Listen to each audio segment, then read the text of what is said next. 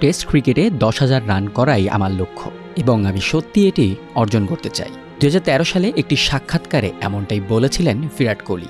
কিন্তু সময়ের আবর্তনে এক যুগ পর এই লক্ষ্যে পৌঁছানোর আগেই সাদা জার্সিটি তুলে রাখলেন টেস্টে 9,230 রান করা এই ভারতীয় কিংবদন্তি। কিন্তু এখনই কেন থামতে হলো তাকে? এই 770 রানের আক্ষেপে কত দিনই বা পূর্বেন কিং কোহলি।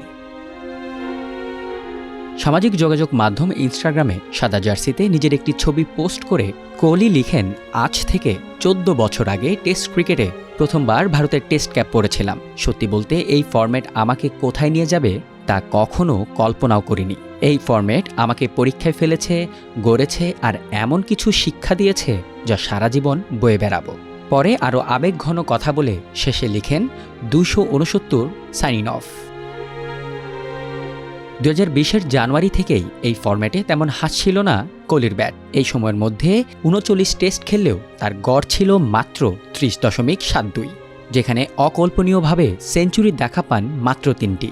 তবে গত বছর অস্ট্রেলিয়ায় অনুষ্ঠিত বর্ডার গাভাস্কার ট্রফি থেকেই টেস্টে তার ফর্ম নিয়ে সবচেয়ে বেশি সমালোচনা শুরু হয়। সেই সিরিজে 5 টেস্টে 9 ইনিংসে 23.75 গড়ে মাত্র 190 রান করেন কোহলি, যার মধ্যে 100 রানে অপরাজিত থাকেন একটিতে। অর্থাৎ বাকি 8 ইনিংসে সব মিলিয়ে করেন মাত্র 90 রান।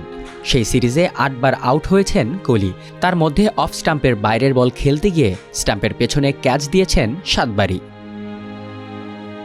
2011 সালে ওয়েস্ট ইন্ডিজের বিপক্ষে ম্যাচ দিয়ে টেস্টে অভিষেক হয় কোহলির। এরপর প্রায় 14 বছরের ক্যারিয়ারে এই ফরম্যাটে 68 ম্যাচের নেতৃত্ব দিয়ে 40 জয় নিয়ে বনে যান ভারতের সবচেয়ে সফল টেস্ট অধিনায়ক। তার অধীনে দেশের মাটিতে কখনোই হারেনি ভারত, এমনকি অস্ট্রেলিয়ার মাটিতে অস্ট্রেলিয়ার বিপক্ষে টেস্ট সিরিজ জেতা প্রথম এশিয়ান অধিনায়কও কোহলি। 46.85 গড়ে 30 সেঞ্চুরি ও 31 হাফ সেঞ্চুরিতে 9,230 রান করা কোহলির এই বর্ণিল টেস্ট ক্যারিয়ারের শেষটা হয়তো এমন না হলেও পারত।